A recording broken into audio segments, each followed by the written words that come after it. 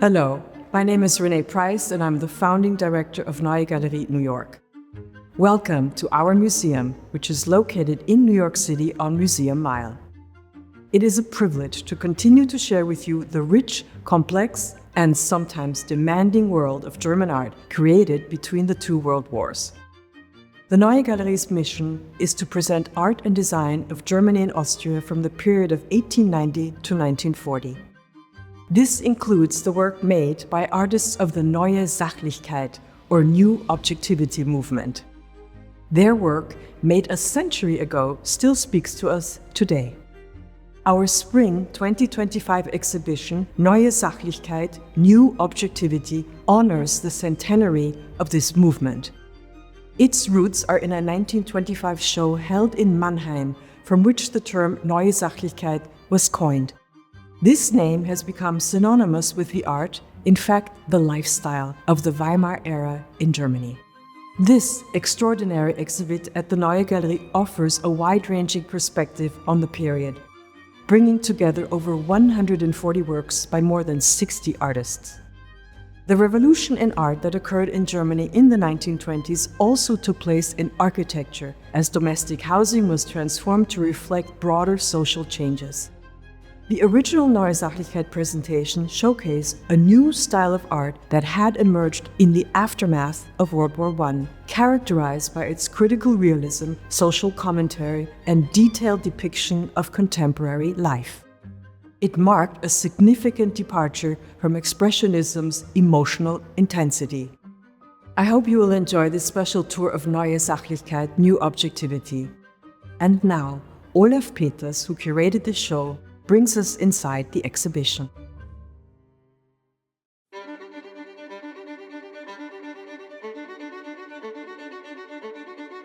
New Objectivity is really a counter-movement to the Expressionist era before the First World War. It is going back to the real world, to the very familiar, even to the ugly.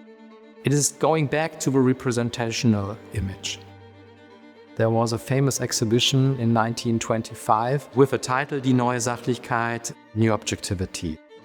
This is now the 100th anniversary of this exhibition, and our opportunity today is really to think in a much broader sense about the phenomenon, and that makes it even more interesting. So this is not only about painting, we also included sculpture, photography, film, design objects, questions about new architecture during the Weimar Republic. The New Objectivity movement started with major figures of the left wing after the German defeat during the First World War. Social and political circumstances, political uprise, revolution, hyperinflation, for example, using forms of caricature to be critical to the circumstances of the time.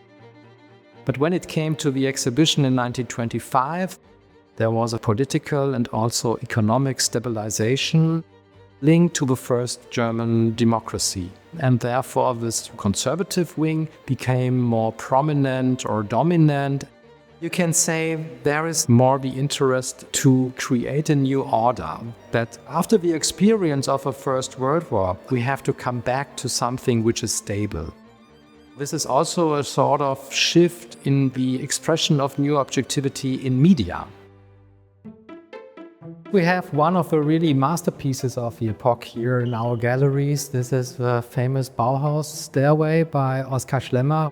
I think it's a wonderful combination of depicting youth, depicting a community working or teaching or being educated at the Bauhaus. And this is a painting from 1932. So at the end of the Weimar Republic, I think it's really important to consider that 1 year later, the National Socialists took power in Germany and created a racial community, an ordered community, and this is quite the opposite here. What is important for us is to think about the role of the Bauhaus during the Weimar Republic and also the role of the Bauhaus in the context of a new objectivity movement. The Bauhaus was founded in 1919 in Weimar and started as a sort of Gothic expressionist movement or school. And in 1923, there was a change. And this new credo was now art and technology and produce products which are relevant for the workers or white-collar employees and not producing for an elitist small group. Here we're looking at one of the major paintings by George Grosz, which is one of the key works in our exhibition, The Eclipse of the Sun. And what you can see here is representatives of the Weimar ruling classes. You can see the Reichspräsident in the middle, a historical figure, but also an allegorical figure for representing the militarism still living during the Weimar Republic. When it comes to the eclipse of the sun, where you see the sun with a dollar sign, and that means that during that period, American money was coming in to fuel the German economy and was one of the reasons for the stabilization. But Grosz, as one of the leftist artists of that period, he was questioning the relationship between the United States, for example, reparations after the First World War, and the ruling classes profiting from that. Karl Grossberg is one of the really important artists of that era we can introduce to a wider audience here in these galleries. And here you see in smaller towns in Germany a sort of uncanny quality, because you don't see any people in these pictures. Sometimes it looks like a technical drawing, but it's also a link to more formal compositions in general. This gallery, really one of my favorites. It's by Georg Scholz, one of the leftist artists. And here we come to a painting with the title of Things to Come, which is the title of a book written by the figure you can identify in the middle, but it's Walter Rathenau, who became also the foreign minister of the German Republic.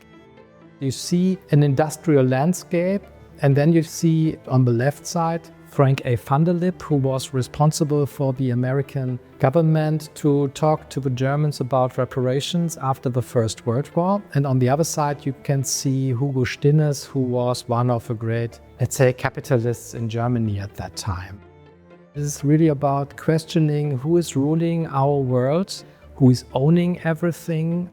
Although you can identify the historical figures by name, without this historical context, you would clearly identify they really represent also types, the capitalist or the politician.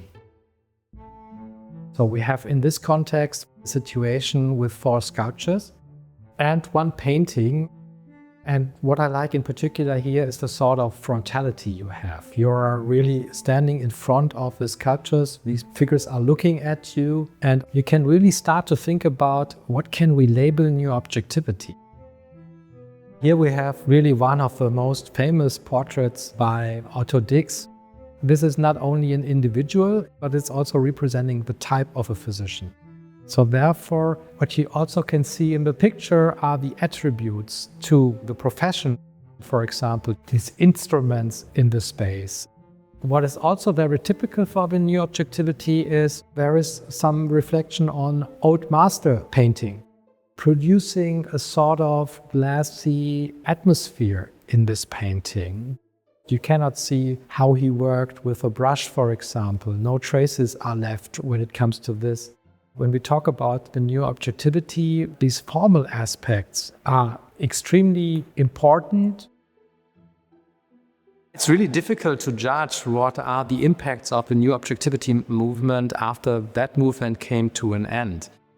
In 1933, Adolf Hitler came into power, and that the first democracy was over. A few of the right-wing artists became members of the National Socialist Party and played a role inside the Nazi regime. Some of the artists, more politically oriented, became major figures after the Second World War in the former GDR in Germany. So they are part of a leftist, communist development of art during the 20th century. But there is also a post-history of the new objectivity movement, which is to some degree really leading us to think about advertisement, to think about photography and filmmaking, for example. Pop art, contemporary art. It also contributed to our image of the new woman during the Weimar Republic, because images created new role models when it comes to the life of women at that time. The mission of a Neue Galerie is to represent Austrian and German art and to introduce this to the audience here in the United States. And that's what I really admire here, because it gives us the chance to discover something which was before unknown. I am deeply grateful to the lenders of this exhibition, and I want to thank the staff and trustees of the Neue Galerie for making it all possible. Olaf Peters is the curator of Neue Sachlichkeit, New Objectivity. William Locisano served as the installation designer and also designed the impressive exhibition catalog available in our bookstore or online.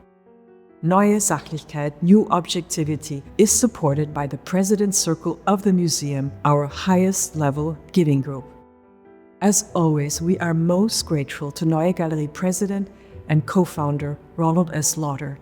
His vision, enthusiasm, and generosity knows no bounds. Thank you, and auf Wiedersehen.